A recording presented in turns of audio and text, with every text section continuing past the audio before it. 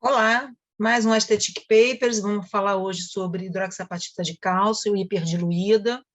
É um artigo que eu achei interessante, mas é bom para trazer aqui uma discussão sobre se devemos usar hiperdiluído ou não, o mais concentrado. Tá? Eu vou compartilhar aqui a minha tela. Esse artigo, então, é um artigo que não é comparativo, é relatando resultados do Rovati e da Guida, Stefania Guida, e outros. Aqui ele considera como hiperdiluído 1:2, usando no Mid and Low Facial Skin Rejuvenation.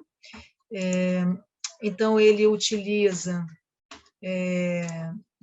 que fala que a hidroxapatita realmente ela foi utilizada por muitos anos, principalmente nos Estados Unidos, como um filler, e ele foi observado que ele estimula colágeno, elastina e angiogênese. E aí, atualmente, ele tem sido usado diluído 1:1, isso quer dizer o quê?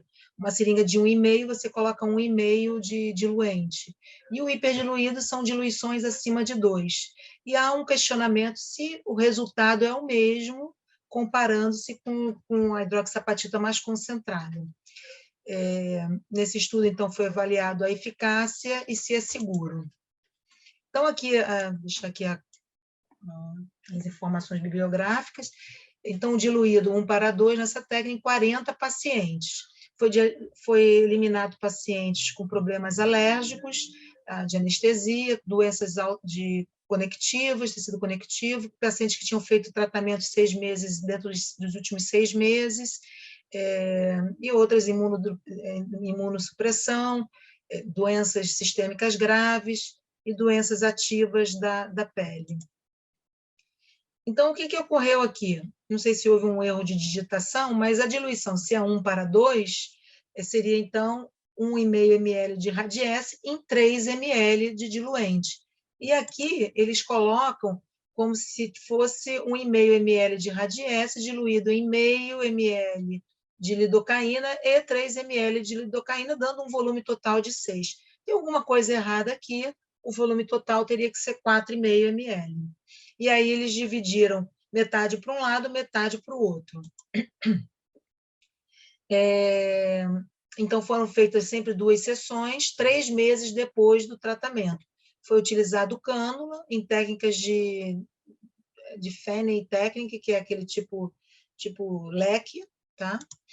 E as fotos foram feitas 4 meses depois, foram 2 dermatologistas avaliando, tá? Dando escalas de gravidade no pré e no pós, e foram questionados sempre a associação com resultados naturais no T1, que foi 4 meses depois. Foram feitos 2 tipos de exame de imagem, a ressonância nuclear magnética e a tomografia, com coerência óptica dinâmica. Foi perguntado também a escala de satisfação dos pacientes, 3 pontos de satisfação: insatisfeito, satisfeito e muito satisfeito.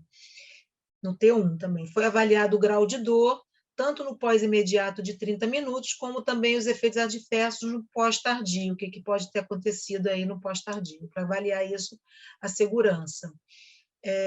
Teve uma análise estatística, que foi essa daqui, SPSS Statistical Package, e aqui na tabela eles mostram o seguinte já, aqui na tabela de grau de rejuvenescimento, então aqui o paciente, pela escala de rejuvenescimento do médio e do malá e do baixo, do up face e low face, então eles avaliaram que é o número de pacientes, o N, 21 e o N, 19, com menos de 57, aqui maiores que 57, e o score aqui, então, mostrando que tinham pacientes com diversos scores, tipo 3, tipo 3, 1, né? Sempre tinha algum grau de comprometimento de flacidez.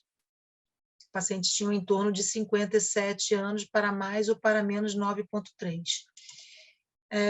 Então, aqui nesse score da tabela, foi visto o seguinte, que no T0, aqui foi o score desse paciente, desse grupo, e que no T1, os pacientes que tinham no upper cheek fullness, e no nasolabial, e na comissura oral, e na marionete, e no jawline. Então, que eles tinham o score deles em T0, eles tiveram uma diminuição no score de em torno de 1 ponto alguma coisa, olha. Então, pelo menos subiram, desceram na escala de gravidade pelo menos 1 ponto. E, então, todos os resultados em T1 foram associados com efeitos naturais. Na ressonância nuclear magnética foi visto que houve um aumento do espessamento de colágeno, do arranjamento dele em T1, e houve um aumento da densidade dos vasos, desculpa, vou voltar, densidade dos vasos na tomografia. E 87,5% dos pacientes estavam muito satisfeitos, e 12,5% estavam satisfeitos. Então, um percentual muito alto de satisfação. Aqui é um resultado, né? Esses resultados sempre, sim, eles escolhem a dedo, né? Os melhores, T0, T1, às vezes isso aqui a gente não consegue realmente dar esse resultado no consultório, a gente fica sempre frustrado, mas, enfim, é o resultado que ele conseguiu aqui dessa paciente de 61 anos, muito bom. Essa outra paciente com fotodano também, com uma melhora do fotodano significativa. E quanto à segurança, foi visto que a dor variou de 1 a 3 numa escala de 10 pontos. Então, muito pouca dor. Os efeitos colaterais foi mais eritema, edema e equimoses. Isso aqui condiz realmente com a minha casuística também. A maioria dos eventos foram reportados, mostrando uma segurança no endpoint. Então, assim, o que entrou aqui em discussão é que tanto se vê resultados tanto no diluído como no hiperdiluído, tem demonstrado aumento de colágeno e da neogeogênese, né? Estudos assim, dizendo qual que é melhor, qual que dá mais resultados, ainda comparativos, ainda não tem muitos, alguns, né? E ambos estão mostrando bons resultados. A ocorrência de 1:2 diluição, a técnica tem se mostrou nesse caso aqui eficaz, e houve uma diminuição nos pontos de pelo menos 1 ponto na escala. E os pacientes também estão com muito medo da perda de resultados naturais, de não aparecer mais com ele, se olhar e não se identificar. Então, eles têm questionado mais isso, e a procura por tratamentos que deem resultados bons, naturais, são sempre maiores. Então, os autores observaram resultados naturais com essa técnica, bem homogêneos, e que foi segura com o uso de cânula. Então, o que eles também citam aqui é que a volumização, aqui é uma observação, tá? Que eu quero chamar a atenção, que eles colocaram que o ácido hialurônico, eu não concordo com isso, que ele tem um efeito de volumização com um aumento das células tronco derivadas do tecido adiposo. Isso existe realmente, é um ácido hialurônico mais puro, não tem ainda no mercado brasileiro, tá? É uma tecnologia chamada NAICO, não tem no Brasil. Não, os ácidos hialurônicos comuns que têm crosslink não conseguem fazer esse efeito. Tá? Então, não concordo com essa observação que ele fez aqui. E que aí ele fala também que a hidroxapatita está relacionado mais com o aumento da derme, por isso dá um efeito volumizador moderado, leve, tá? Que a gente observa com o Radiesse. Aqui ele falando, então, confirmou os resultados da ressonância e da tomografia, confirmam resultados anteriores de aumento de colágeno e da vascularização. Aqui ele também cita outros tipos de tratamentos para melhora da qualidade da pele e da flacidez, fala do ultrassom microfocado, o microbotox e da combinação de preenchedores com a toxina botulínica, uma neomovidade. E aqui concluindo que há uma eficácia realmente nessa diluição de 1:2. O que eu questiono apenas em relação aos efeitos diluídos, eu gosto de trabalhar sempre com ácido hialurônico mais concentrado. Eu gosto muito de 1:0,3 ou usar a próprio, desculpa, ácido hialurônico não, a hidroxapatita, tá?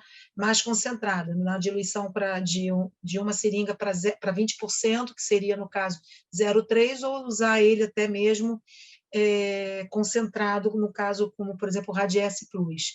Gosto também de uma diluição antiga, de 1:0,6, que eu uso muito para bioestímulo, daí daria um volume total de 2,1. Eu acho que dá uns resultados bem interessantes também, mas quem preferir trabalhar com ele mais diluído tem tido bons resultados, como mostra esse trabalho. Mas o que eu acho em questão do Radiesse é que o Radiesse ele tem uma ação de formar um leito, uma estrutura para a derme, e quando ele está muito diluído, isso se perde. Tá? Então, fica essa observação e vamos aguardar mais estudos comparativos. Tá bem? Você gostou? Então, por favor, curta e compartilhe. Eu preciso muito que seja divulgado, que vocês espalhem para os seus amigos e que as pessoas assistam e tenham acesso à informação. Tá bem? Um beijo grande, até daqui a 15 dias. Um abraço, tchau, tchau.